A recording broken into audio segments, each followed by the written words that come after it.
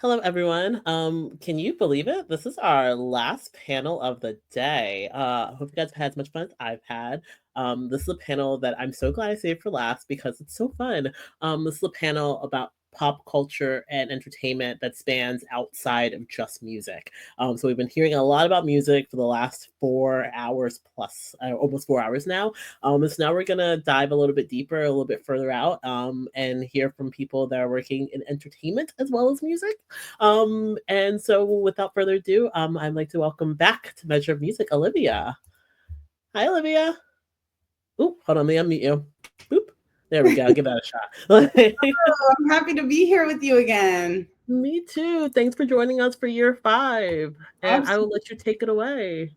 Absolutely. Hello, Measure of Music. We are so excited to be here with you today. We're going to be talking about pop culture and data, two of our favorite things. So I am here with two absolutely brilliant minds, Andrew Firriolo, who is a staff data analyst at BuzzFeed, and Kaitlyn Hurley, the co-founder and CMO of Bracketology. So I am going to, without further ado, let them introduce themselves. So Andrew, why don't you kick off and tell us a little bit about you and what you do at BuzzFeed? Sure. So at BuzzFeed, I work with SQL is pretty much the language I work with every single day, almost every hour of the day. I deal with BuzzFeed's revenue data sets. So we get revenue from advertising, affiliate. So I'm involved from the data collection all up to the transformation, aggregation, and then eventual stakeholders using it for dashboards, for analyses. So I kind of own and aggregate and transform a lot of these big data sets for the stakeholders. Amazing. I love that. Thank you, Andrew. And Kaitlyn, why don't you tell us a bit about you and Bracketology?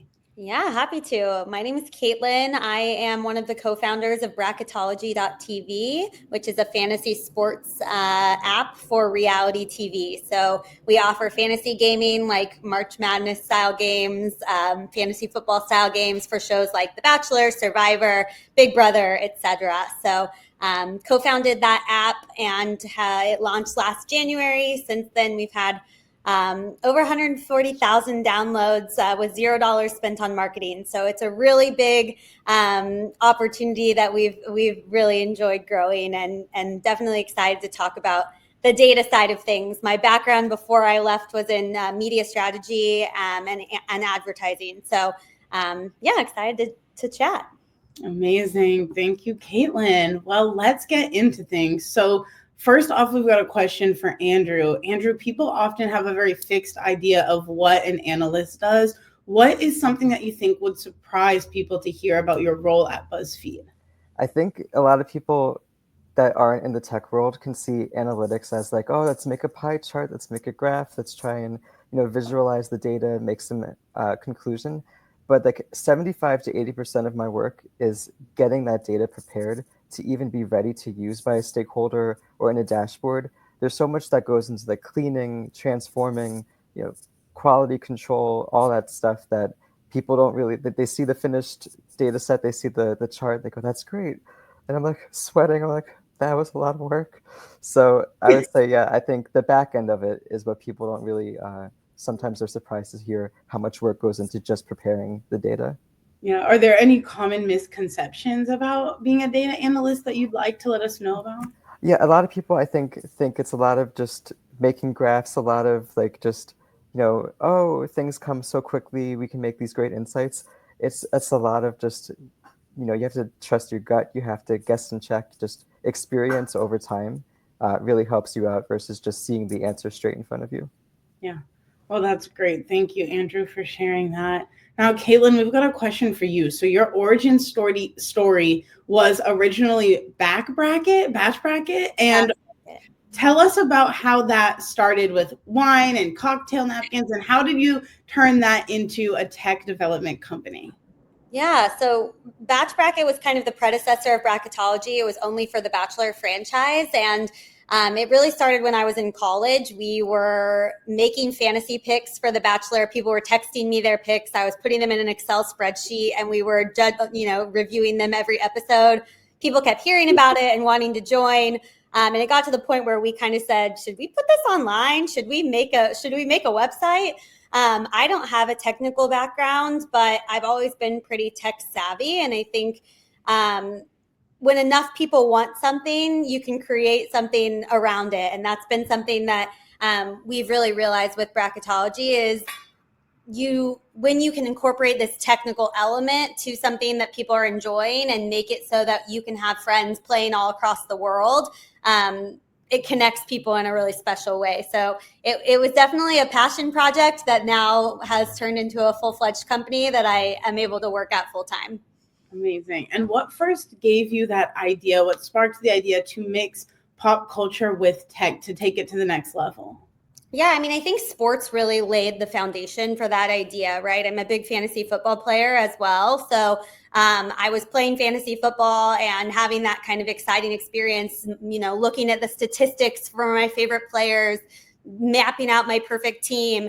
And I think people really don't think about how much reality TV mirrors the world of sports, but it really does. And so once you start drawing those parallels and understanding how people started playing fantasy football and now you have daily sports betting and all of this kind of technical activation, it only made sense to make the transition into pop culture and entertainment as well. Amazing. Thank you so much, Kaitlyn, for that backstory. So, Andrew, we've got another question for you, and this is a fun one. Many people have discovered your work from your pieces about Taylor Swift. What can you tell us about working on those? Those were so fun to work on. Ever since I was, I've been a Swiftie for the past 10, 15, even longer, since 2006, really.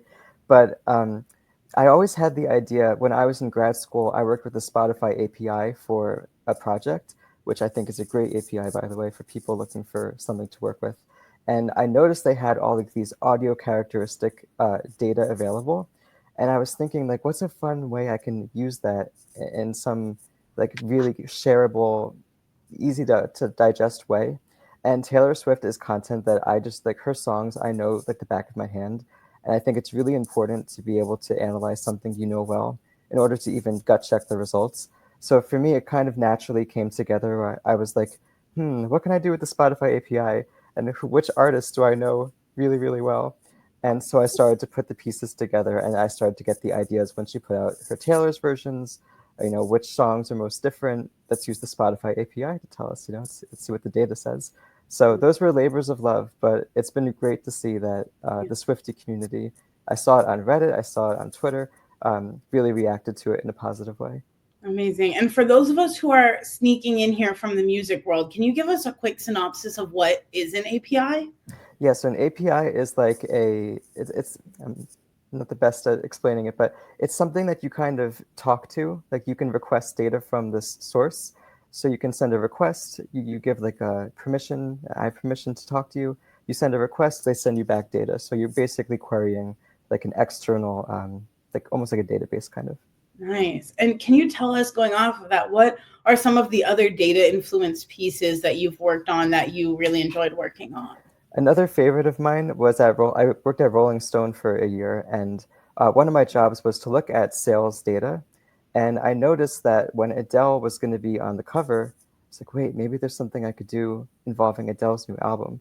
And we saw that one of her songs, Love in the Dark, it was one of the least streamed songs from that album, 25. And it wound up becoming the most streamed song in a week, out of the blue, I think due to TikTok. So I researched what other songs have had that jump from being the least streamed song historically on the album to the most streamed song just within a matter of weeks. And I managed to find 3 or 4 other examples out of a couple thousand albums. And we put together an article about it. It wound up being in the print magazine. It was a really cool way to, I think, translate sales data into a story. Wow. How did you end up finding those other albums that you included? I did a lot of SQL, and you basically look at, which ones, went from the bottom to the top. And then you filter out maybe, that this one is due to Christmas or the holidays, seasonality. You have to do some research. I found one was Louis Tomlinson, a Twitter fan group ran this giant campaign to get the fans to stream this one song. And it wound up becoming like the most streamed song off his album. So just kind of like little tidbits like that. Wow, that's amazing. So going off of that, I would love to hear from you, Kaitlyn. What kind of user behavior patterns like that have surprised you? Yeah, I mean, I think it's so interesting because there are so many data points now that can tell us what the future is going to look like for all of these shows. And one of those is really from an influencer perspective. So one of the ways that we've really been able to grow and we've seen a lot of success is by partnering with these influencers. And when I think of influencers, they're really just contestants on these shows, right? Prior to influencer culture that exists right now, you would be a contestant on Survivor, your season would end, and so would your 15 minutes of fame, right? And I think now it's just kind of crazy to watch the behavior of turning this like contestantness into a career, into a lifestyle for you. And so for us, really tracking trends based on who's becoming famous from these reality shows, where the engagement comes from. And it is, with so much reality TV culture being created, new shows are popping off all the time. And you can kind of follow what's going to be popular based on the traction that those contestants are getting. So that's been something that's been really interesting. And then really just with our users, we're really constantly adding new shows every year based on the perception from the public. So we started with The Bachelor, we then added Survivor, we added Drag Race, and watching our demographic shift as well has been really interesting as we add in the new shows, because as you can imagine, all of these shows have really different demographics. And so as the app has gotten bigger and expanded, the way that we talk to our users, the features we develop for them, the way that the app is built, and the data that we're getting back from them has changed a lot just based on the shows themselves that we add and what the viewership population looks like. Amazing. Is there any, that's so interesting, Kaitlyn. First of all, are there any things that you have noticed as common denominators that would predict who from reality TV shows are going to go on to be more famous or go on to have higher social followings? It's so funny because it's more so, it's actually the other way around. So we see people become big on social, and that really predicts whether the show is going to do well. So you think of something like Love is Blind, which launched during the depths of COVID 2020, new show, had never, season one, those people on that show, their influencer or their Instagram counts went up so significantly in the first week that is actually what spurred the other people watching Love is Blind. And so you actually saw this effect where, because those people were in the media, people started streaming the show. And now, season 8 is out and we have 15 to 20 million people watching. They just renewed for season 10. And so I think you can actually predict the success of a show based on the initial reception of the characters from that show and noticing whether or not people are following them, whether or not those people are getting engagement. And it's actually funny because now we're finding that people at the studios aren't casting people who don't have Instagram followings, because they know that there's such a direct correlation between the success of a show and the following population of these characters. So it's definitely a very interesting, and I think the networks are starting to figure it out as well. Wow, that's great to hear. So this question is for both of you, and either one of you can hop in on this. Gamification has become such a pivotal way that we engage with pop culture. How does making something a game or even just more, social change the way that we interact with it? You want to start, Kaitlyn? Yeah, sure. I think gamification just really strengthens the way people interact around a shared hobby in general. I brought up the fantasy football example, but I think that gamification element allows you not only to find people that are as competitive and interested as you are, which has been a really big thing for us. There's just people out there that are looking for community of people that care about the same things they do.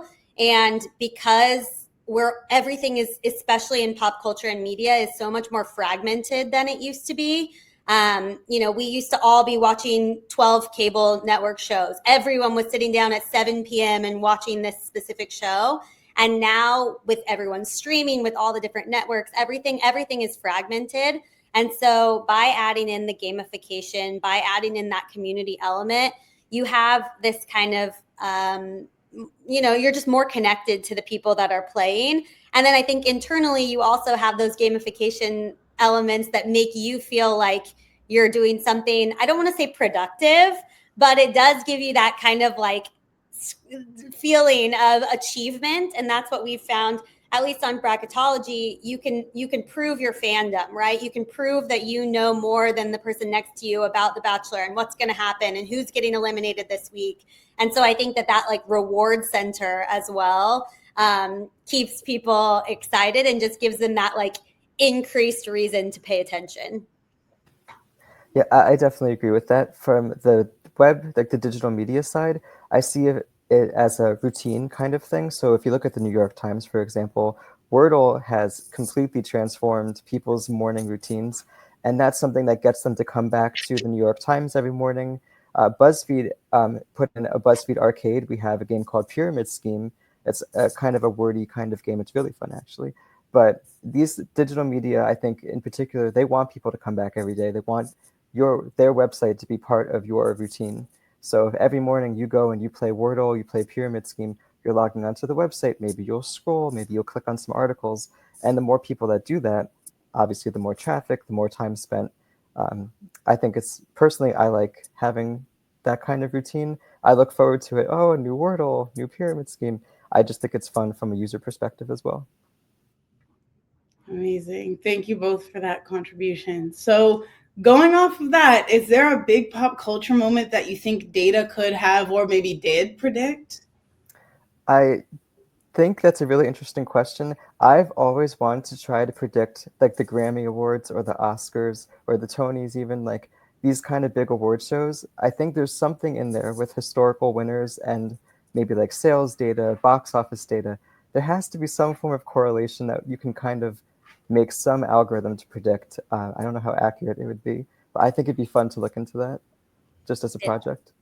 Yeah, I think that I don't know if there's one specifically, but I do think that now a lot of these traditional institutions are realizing that the data is there and it's there for the learning from. And so I think even in our relationships with the networks, so partnering specifically with the networks in LA, they have such a kind of like old school model where they've relied on like Nielsen ratings to understand the perception of a new show. And I think, like to Andrew's point, there are so many data sets that exist now that they could really be leaning into and learning from. And that's kind of something that we hope to be able to provide, is more of that information in real time of how shows are being perceived, what users are liking, so that people can make faster decisions and shift their shows, shift the direction of the production of the elements of what people like and are enjoying, so that they don't find themselves too late. They've already filmed the season that would have been great 10 years ago, but just isn't what the public is looking for now. So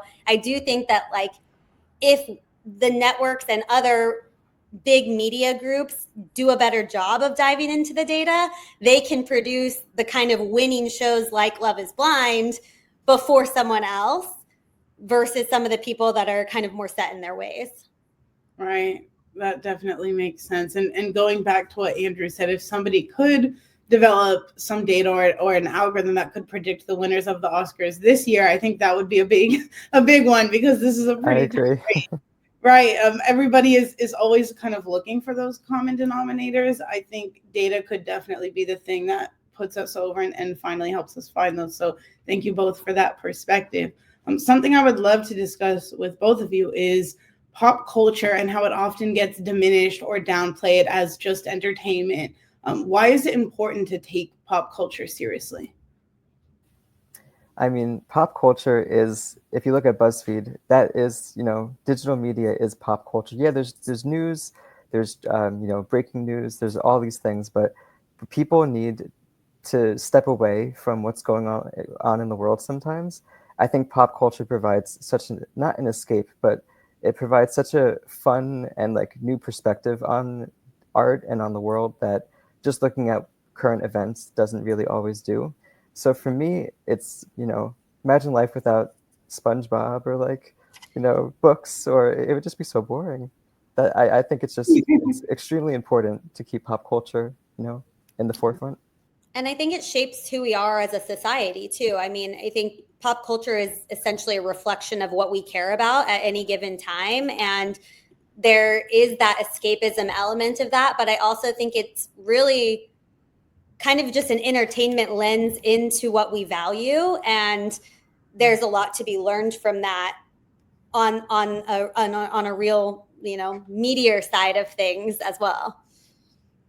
Wow, there's really something to be said for that. Pop culture as a lens that you just said, Kaitlyn, as a lens into our values, that is big, right? That's definitely much bigger than entertainment. So I think you both are really understanding about why this is something we can look at as a microcosm for our society. So to tie this all back to music and fantasy leagues, if you were to create a fantasy music supergroup and you could choose up to 5 artists, which 5 artists would you choose? And everybody in the audience, we're also going to encourage you to drop your 5 artists in the chat.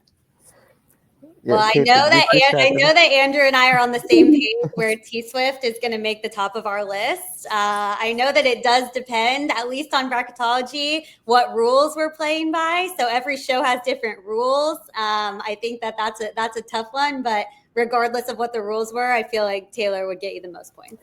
If I had to pick 2 people to go with Taylor, I would pick, from a songwriting perspective, Aurora. I think she's one of the best songwriters in the current pop world. And then someone who we know is like a timeless classic songwriter, Lana Del Rey. The 3 of them writing a song together, ooh, that would be good. I would totally listen to that. I would listen to that. Yeah. Kaitlyn, who would you pair with Taylor Swift? Oh God, I don't know. I mean, my brain just like immediately goes to someone like Chance the Rapper. I'm obsessed with Chance. I live in Chicago, love Chance the Rapper, but I think that like someone that wouldn't necessarily make sense could actually make perfect sense and give you that kind of like, I mean, oh yeah, I'm reading the chat. Beyonce would be another given. But I think that there are those icons like number ones, but then again, depending on what the rules are we looking at who's making the most money, who's producing the most iconic songs, who's got the most epic tour? It's tricky work building a fantasy team.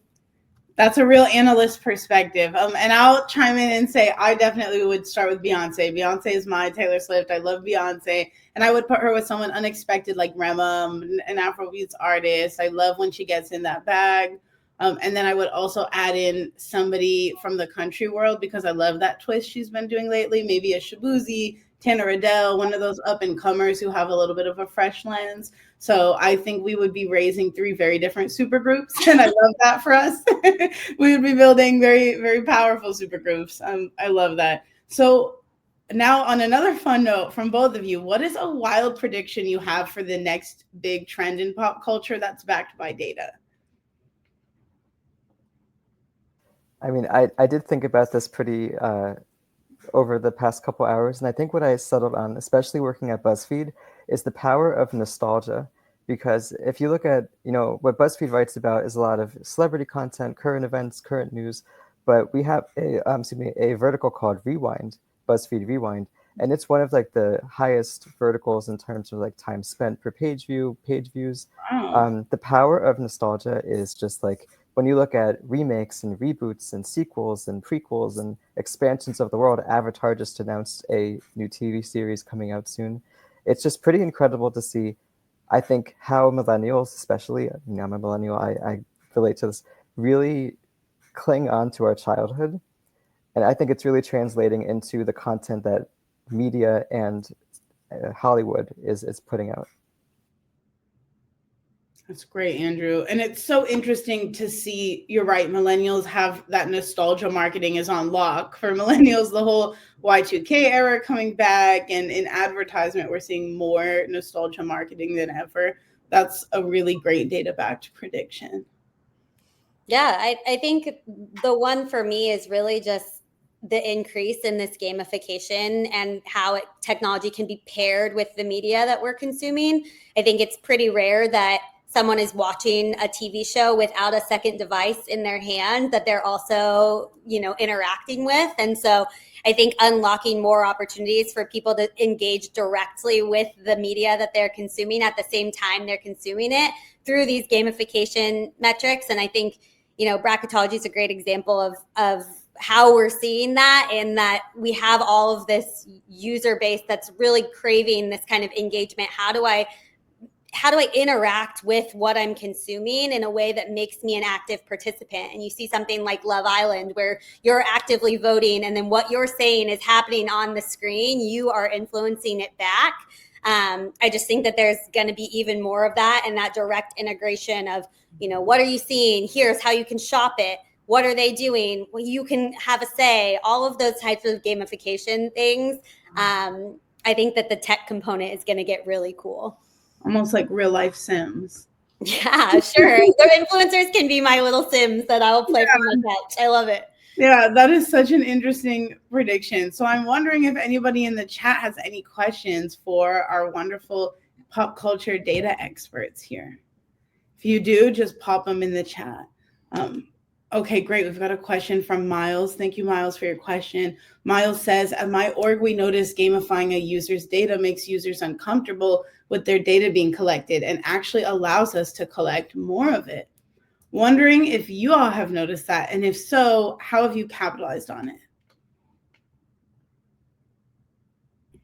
Yeah, I think for us, it's not necessarily something that we've measured specifically. We do have a lot of the data on the users, and I think when we're looking at networks and creating partnerships, we're able to sell access to that information to networks as a bonus point, right? We can get your show in front of this audience and we can create this engagement. But I do think there's something to be said for that, right? It's not, our users are really ultimately just looking for a great experience and a fun experience. And so that's something that is the crucial part. And if you can pull out the data and you can learn from it, using the data to deliver a better gaming experience, I think, is the most important thing. Because if I'm benefiting from you using my data, that's going to go a lot better than if I'm just giving it up for nothing in exchange. So as long as you're taking that data and building something and giving back something better to them, then I think that is what really keeps people excited to keep engaging, and you both benefit from it. Yeah, I think that for a BuzzFeed perspective, even the act of just like logging in, if you play a game, logging in, and just, I think logged in users just connect more. But if you're logged in, it's like you're more likely to participate, go on more page views, have more time on the site. So I think just even the act of logging in to play the game it kind of connects the user more to the site and to the experience. And that's something we have noticed. We look at, was the user logged in? Were they not logged in when they were on the site?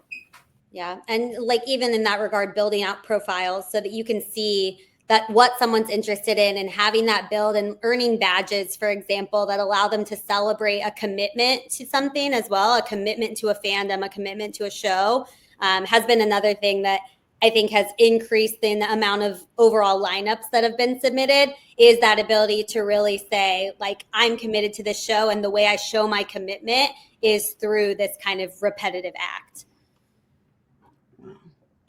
Nice. That's really helpful. Thank you both. Interesting. All right. We're going to take our next question from Temelade. Temelade says, how can entertainment tech platforms ensure they're using data responsibly without overwhelming the consumer with too much personalized content that might feel invasive? That's a great question. I know we all have had some suspicions that our phone is listening to us. So that's a great question. Thank you for asking. That is a great question. And when I think about this, I think about TikTok. And I think about how addicting their algorithm is. Like, I'll catch myself just half an hour, I don't even know half an hour has gone by, I'm scrolling past TikTok. I think that it's important to give people content that they want to click on and connect to. But there is definitely something to say about, oh, we know that you like this, so we're going to give you more of this and more of this and more of this. Where you're like, oh, I'm just going to keep on going.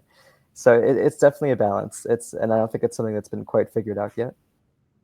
Yeah, I think for us, it's really just about asking users as much as possible what they like, right? That's something that we've found. If we're able to give them a list of all of the shows that we offer on the platform straight at the beginning and say, select the ones that you like, and then we send messaging only about the ones that they selected. I think when you offer up your own information, it feels a lot more trustworthy of a relationship. because they're understanding that we're reacting to a response that they gave us. Coming from the digital marketing world prior to this, we did a lot of, targeted remarketing and advertising. And I think that there is, a lot of ethical concerns about what responsible data sharing looks like. And so I think as much first party data as you can get and capture, that's been something for us, is as much information as we can capture directly from the source and build out that kind of profile. So over time, you've given me a little bit more of information about yourself, but it's been voluntarily given. I think that's what establishes that kind of trusted relationship. That's great. Thank you. Thank you both for that. It's definitely important to consider the ethics of all of this in turn. So thank you. Any more questions from the chat? Okay. Kaitlyn says, could you share any resources regarding data insight and analysis on pop culture trends over time, maybe over a longer period of time? This field has developed a lot in the past 5 years. Are there overarching projects to keep an eye on? This feels like a you question, Andrew. I would say keep an eye on a few things. There's a couple websites. Medium is one of them. Kaggle is another, Kaggle. These are sites that are a lot of open source where users can contribute their own projects or their own articles with these in-depth analyses. Medium especially has really great, I used R to, analyze this. Some people do Taylor Swift analyses on Medium. So I would say those two are great. And also look at APIs from these big websites. Genius is a huge one. Spotify is one. IMDb has one. They provide so much valuable information you can even do your own analysis with. If you wanted to look at all movies from the past 25 years, I wouldn't know how to pull that, but like IMDb has all the information for you. So yeah, I would recommend those two things. Amazing. That's very helpful. Did everybody get those sites, or do we want to drop them in the chat real quick? Oh, yep. Christine dropped them in the chat. Thank you, Christine. We have another question from Rainan. What is the best use case each panelist has found working with data? Yeah, so our biggest data analytics projects revolve around overall user behavior and churn for the most part. So when we're thinking about fantasy games, you're making a lineup every single week, right? So every week you're creating a lineup, you're picking contestants that you think are going to win or lose points that week, and then you're setting the lineup that Friday, checking your scores the next day, et cetera. It's very much something that you're excited about at the beginning of the season, and then as the season goes through, it just becomes harder and harder. Maybe you're behind, et cetera. And so we do a lot of analysis on what is causing people to churn from making their picks. So start at the beginning and where do they drop off? And then what features can we add to keep them there? What is the kind of point where if they missed 2 weeks in a row, maybe that's the drop off point of then they'll stop playing entirely. And then we use that information to really develop new features and new gamification strategies within the app that maybe say, hey, 10 weeks is too long for a lot of people. Maybe they need a one-off, once a week kind of way to play. Or maybe the way that people are consuming content now, not at 7 p.m. every Monday night, but Thursday when they have time, or they've caught up on two weeks of episodes. Maybe they need to make picks in a different way. So I think really just understanding overall user behavior within the app and then adjusting the features to match it has been one of the ways that we've continued to grow and change as the audience changes. That's really interesting. And I think we kind of look at things similarly. In any digital media website or any website where you have millions of people coming, per day, per week, whatever it may be, the tiniest of change can have a rippling impact. If you move a button, if you change the color of the banner at the top, all of these things can impact user behavior. So using data to see, if I move this here or if I change this color, even, if it's 1% of the people will not click on it now because it's green instead of blue. If you have a million people coming, that's a lot of people. So you want to definitely use your data to look at these small changes and see the variance and see what's going to work, what's not going to work before you just roll something out. You want to make an informed decision. Great. And thank you both so much. I really appreciate all of the questions. The chat is active and we are so happy to have you all here. Andrew and Kaitlyn, thank you for sharing your insights with us. We have come to the end of our time today, unfortunately. So I will let Christine send us off. Thank you guys so much for being my pop culture experts for the evening, or my evening. I had a blast listening to you. I am very motivated to get back on Bracketology. Fun fact, I was a very early user on what was previously Batch Bracket, which is why I knew about Bracketology. So I'm so glad when Kaitlyn said yes to this. And I saw Andrew's article a year ago, and I was like, oh man, next year I'm going to bring him on. And here we are. So thank you so much. And Olivia has been a speaker at least once for Measure of Music. So this has been a wonderful full circle moment across the board. So thank you guys for joining us for year 5 of Measure of Music. Thank you, Christine, so much for having us. Thank you so much. Thank you.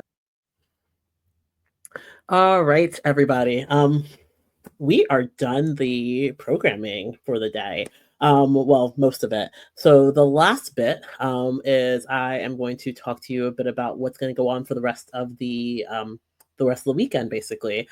So we're going to hop off of here, and we're going to head to the final talk of the day, where I close things out, talk about networking, talk about stuff that's going to go happen for participants, and so on. So I'll see you guys over there in a minute.